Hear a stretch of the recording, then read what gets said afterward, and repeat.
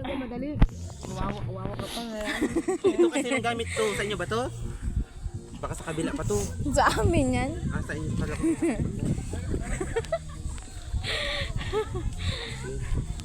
Nakoy kasi ni nature na to. May nagluto pa ako ni ate kong sigang na hipon. Dito, sabi ko dito wag na, may hipon dun. Hindi ka pa kumain. Hindi ka pa kumain. Wala po akong almusal. Buti kumain kami sa bahay bago kami umalis. Ako wala nga po ito dito eh.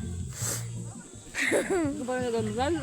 Sabi ni ano, ay totoo pala sinabi mo, pag hindi ako pumunta magsisisi ako. Oh, buti sumama ako, nagsisi talaga. Dapat di ka sumama. Kaka mo ah.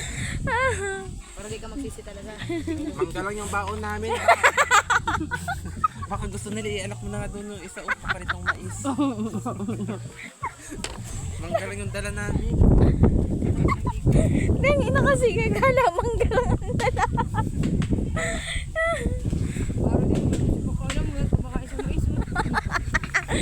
Hoy, sa panahon ngayon, bahala ka dyan magharap ng pagkain mo. Ikaw ba naman yung pinagsahan nila dito? Ni kain, hindi ka nagluto. Ni ulam, wala. Tatlo pa po. Naantay ka isda eh. Tatlo pa po dang siya. Inaya mo. Yung isda kasi yung pinagmamalaki niya.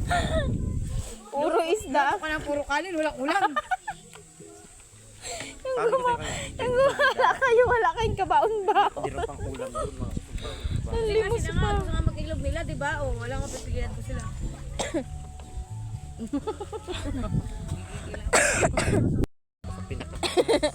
Meron ba?